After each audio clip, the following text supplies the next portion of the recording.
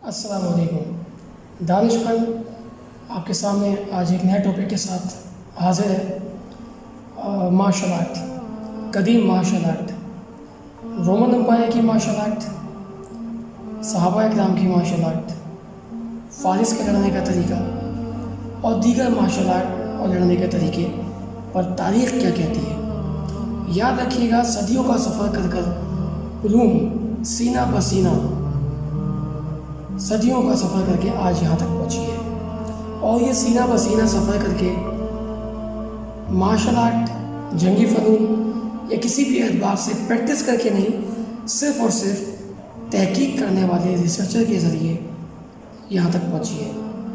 پہلے زمانے میں کیا ہوتا تھا یہ جاننا بہت ضروری ہے، آج کے زمانے میں کیا ہو رہا ہے یہ جاننا بہت ضروری ہے۔ اس دونوں زمانوں کے درمیان ڈیولپمنٹ، کلٹیویشن اور جو حقیقت ہے وہ چھپی ہوئی ہے۔ اگر آپ 500 سال پہلے اور 5000 سال پہلے کی بات کریں، رومن امپائر کی وہ طاقت، سلطنت کسی کے سامنے چھپی رکھی نہیں ہے، اور اس زمانے میں قیدی اپنے سپاہیوں سے لڑ کر ہارتے تھے، اور قیدی چونکہ قیدی تھے تو قیدی ہمیشہ کمزور حالت میں ہوں گے اور وہ خوش حالت میں نہیں ہوں گے، تو ایک قیدی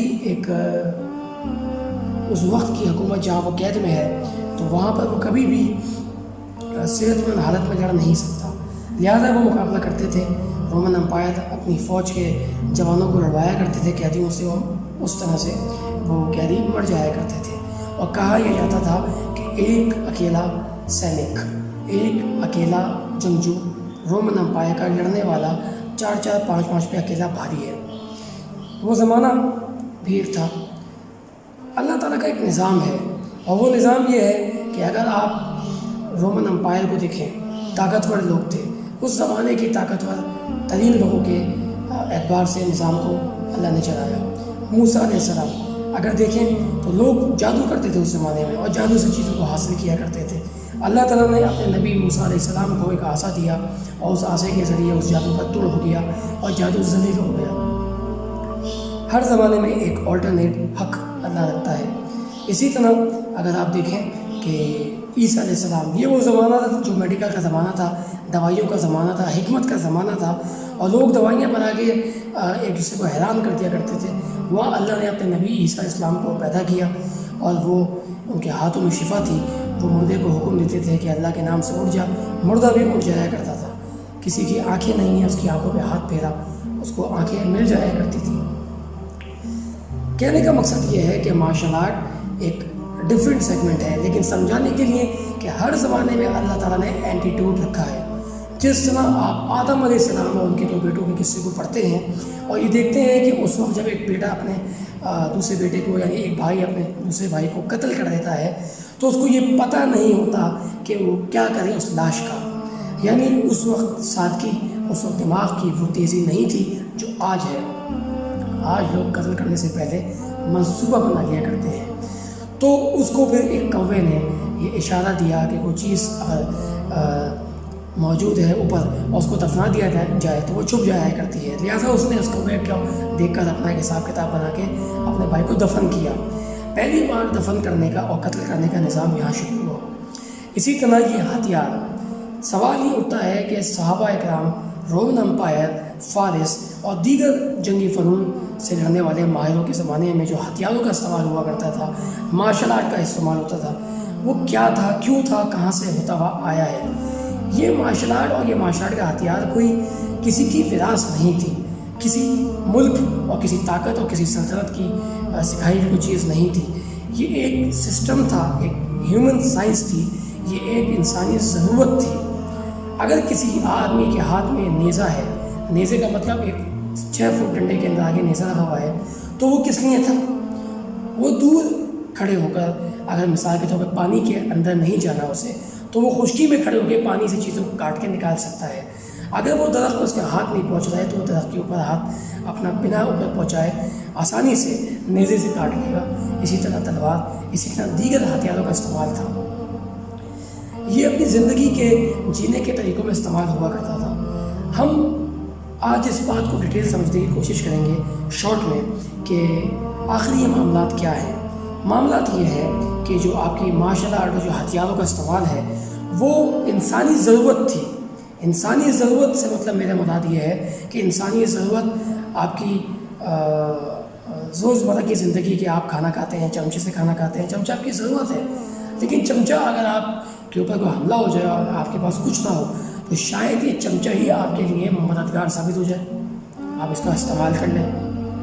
آپ کو جب کوئی دیکھے گا کہ اس سے استعمال اور اس سے بچاؤ ہو سکتا ہے تو آنے والی صدی شاید اس کا استعمال کر کے اپنے آپ کو بچائے، چمچہ ایک ہتھیار بن جائے۔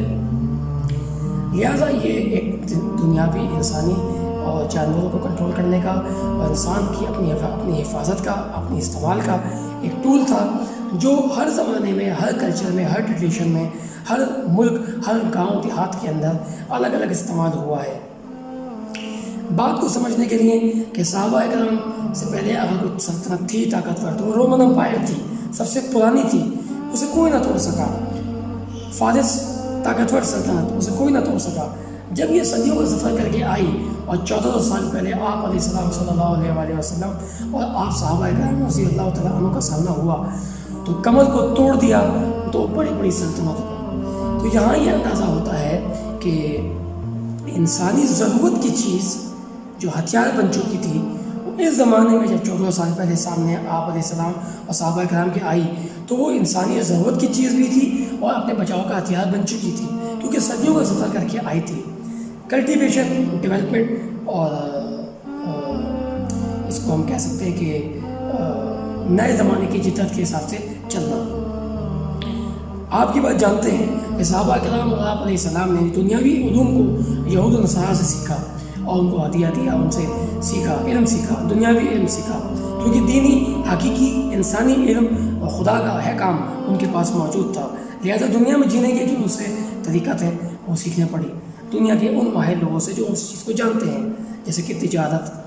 تو یہاں پر اس بات کو کمپائل کرتے ہوئے صحابہ اکرام تک جو ٹول پہنچا، جو مارشل آرٹ پہنچی، وہ سویلائز نہیں تھی، لیکن وہ انسانی ضرورت پیش آنے والی ایک اہم ترین چیز بن کر سامنے آئی، یعنی انسانی ضرورت کے بھی اعتبار سے وہ امپورٹنٹ تھی اور انسانی ضرورت کے حساب سے اس کے بچاؤ کے لیے بھی امپورٹنٹ تھی۔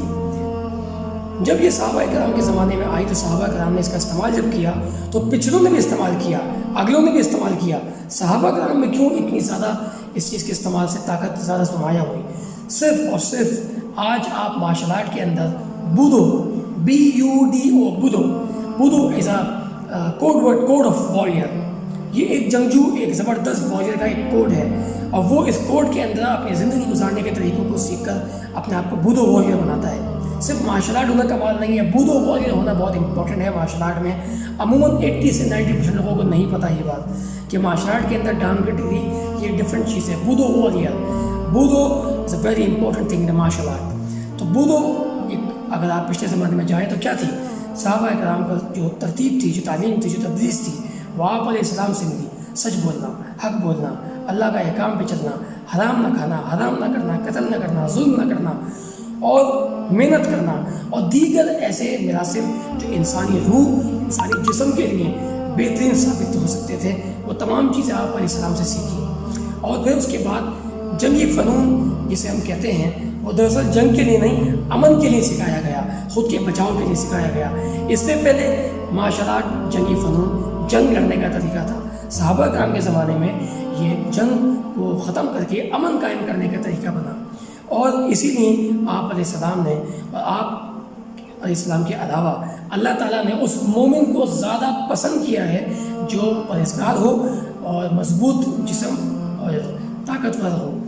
لہذا یہ ان کے ایمانوں کی وجہ سے یہی ٹول جو پچھلے زمانے میں وہ کرامت ثابت نہ ہو سکا، وہ اللہ تعالیٰ کے امر سے، آپ علیہ السلام کی تعلیمات کی برکت اور ان کی موجودگی سے اور صحابہ اکرام کی جو اعمال تھے اس کی برکت سے اللہ تعالیٰ نے ان کے ان ہتھیاروں کو پڑھ کر بنا کر پیش کیا اور کفار کے لیے خطرناک ہتھیار ثابت ہوا۔ یہ سفر جب ختم ہوتا ہے تو یہ ڈسٹریبیوٹ ہوا۔ صحابہ کرام کو آپ علیہ السلام نے پوری دنیا میں دین پھیلانے کے لیے بھیج دیا۔ ترکی بھی گئے، یورپ بھی گئے، شام بھی گئے، عرب سے دور دور ملکوں میں گئے۔ کچھ صحابہ واپس ہی نہ آئے، कई साहबा वापस ना आ सके, जो जहाँ था उनका वहीं इंतकाल हुआ, वहीं उनकी कब्र मुबारक आज भी मौजूद होंगी हैं। कुछ अरब के अंदर मौजूद है, कुछ शाम में मौजूद हैं।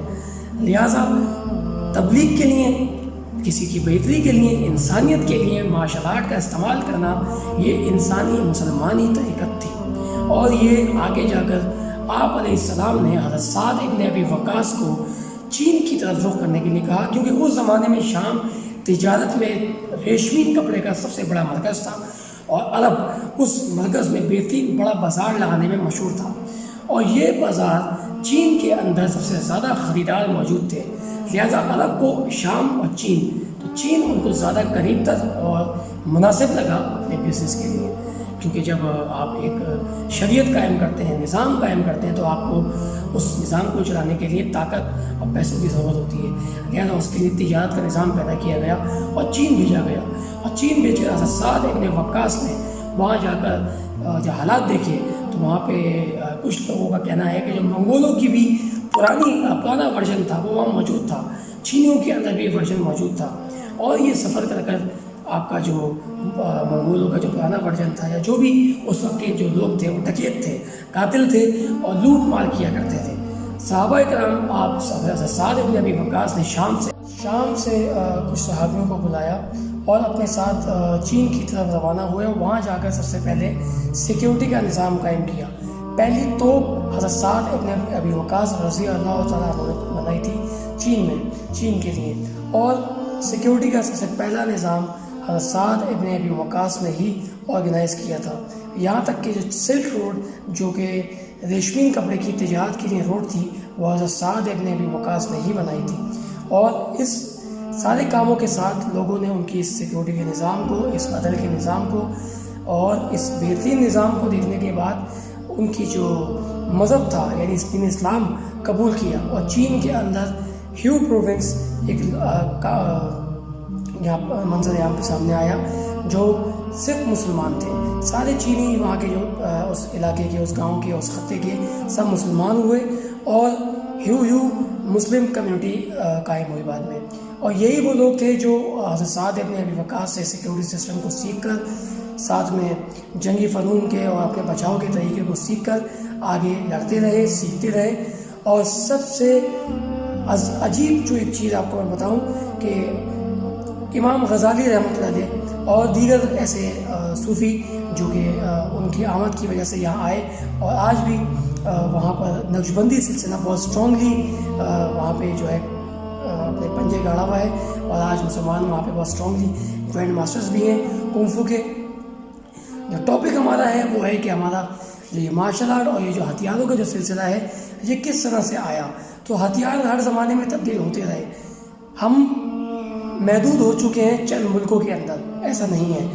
अगर आप हिंदुस्तान की बात करेंगे तो हिंदुस्तान के अंदर साउथ इंडिया बेसिकली जो है वो लड़ने, मार्शल आर्ट और पुरानी रिवायती लड़ाई लड़ने के मशहूर लोग माने जाते हैं। साउथ यानी तमिलनाडु, साउथ यानी कि बनारस और इसके इर्द गिर्द के एरियाज़, ये वो जगह है जहाँ बुद्धा भी आए थे।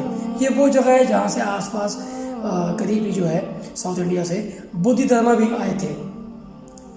सिख, एक कम्युनिटी सिख है, इनका लड़ने का अपना ख़ास तरीका है। ये भी हिंदुस्तान में रहते थे। जब ये हिंदुस्तान में रहते थे तो लोग सिख मार्शल आर्ट नहीं कहेंगे, लोग बोलेंगे हिंदुस्तानी मार्शल आर्ट। इसी तरह मुसलमानों की मार्शल आर्ट थी, वो वहाँ रहते थे, उनके अपने लड़ने का तरीका था। रहते वो हिंदुस्तान में थे, कहा यह जाता रहा कि यह है हिंदुस्तान का। और इस तरह से लोग हिंदुस्तान की मार्शल आर्ट कहने लगे। और ये बताना पीछे रह गया, ये बात छुप गई कि हिंदुस्तान के अंदर मुसलमानों का, सिखों का, साउथ इंडियंस का और दीगर ऐसे मशहूर मज़ाहिब के जो लोग हैं, बड़े लोग थे, सबके लड़ने का अपना एक तरीका था। वो लड़ते थे, लड़ने वाले थे। यहाँ तक कि फ़िलिपीन जो कि सब मुस्लिम कम्युनिटी थी, इन द बिगनिंग अगर आप इनको देखेंगे तो सारे फ़िलिपीनी मुसलमान थे। ये अपने ज़वाल के बाद, मुश्किलात के बाद, जब इनके पास खाने को नहीं था, इनके पास पहनने को नहीं था, तो फिर वहाँ अर्जेंटीना के लोग यहाँ आए और उन्होंने यहाँ पे आके सबसे पहले इनके ऊपर ईसाइयत के मज़हब का पे काम किया, इनको फैसिलिटेट किया और इनको खिलाया पिलाया और फिर इनका मज़हब को बदल दिया। आज वहाँ पर फ़िलिपीन के अंदर भी मुसलमान कम्युनिटी भी है, फ़िलिपीन के अंदर ईसाई कम्युनिटी भी है। یہ تمام مارشل آرٹ مذاہب کے رد و بدل، مذاہب کی پروموشن اور مذاہب کو پھیلانے کے لیے مزید پروان چڑھی۔ نینجا بھی اسی طرح سے ہے، سمورائے وہ بھی اسی طرح سے ہے۔ سمورائے کی اپنی تاریخ ہے، نینجا کی اپنی تاریخ ہے، اور یہ دونوں تاریخیں حضرت صلاح الدین ایوبی رحمۃ اللہ کے آگے سر جھکا دیتی ہیں۔ خود اپنی تاریخوں میں لکھتے ہیں کہ پہاڑوں سے آئے تھے گھوڑوں پہ سوار، تلوار باز، ہم سے بہتر تھے وہ تلوار باز۔ اب کون تھا پہاڑوں سے جو آیا تھا؟ کیوں لکھا ہے یہ تاریخ پہاڑوں کی؟ کون سا پہاڑ تھا وہ؟ اور پھر وہ داڑھی، پھر وہ امامے، اور وہ آج بھی ان کے لڑنے کے طریقے موجود ہیں، اور ان کے طریقے آج مکس ہو کر کسی اور نام سے اور ان کے کسی اور زبان سے مشہور ہوتے چلے گئے، اور آج مارشل آرٹ ایک الگ طرز پر آپ کے سامنے پیش کی گئی ہے۔ 19 سینچری میں اسپورٹس سائنسز کو لانچ کر کے تمام اسپورٹس، مارشل آرٹ اور دیگر جو ایکٹیویٹیز ہیں ان کو اسپورٹس سائنسز سے منسلک کر دیا گیا، اور اسپورٹس سائنسز نے اس کو مارشل آرٹ کو بھی ایتھلیٹک مارشل آرٹ کر دیا ہے، اور مزید آنے والے وقتوں میں یہ اور زیادہ جو ہے کمپیکٹ ہونے کے بجائے ایزی ہو جائے گی اور اسپورٹیو ہو جائے گی۔ تو اولمپک کا بھی یہی کام ہے، کمیٹیز کا بھی یہی کام ہے، ٹریڈیشنل، روایتی۔ ہمارا اگلا جو موٹیو ہے، ہماری اگلی ویڈیو اس کا ٹاپک ہے وہ ٹریڈیشنل کیا ہوتا ہے، اس پہ بات ہوگی۔ اب تک کے لیے امید ہے کہ میری تمام باتیں آپ کو سمجھ میں آئی ہوں گی، آپ کی نالج میں اضافہ ہوا ہوگا، اور اب نیکسٹ ویڈیو تک کے لیے ہمیں اجازت دیں۔ تھینک یو سو مچ، اپنا بہت خیال رکھیے گا۔ السلام علیکم۔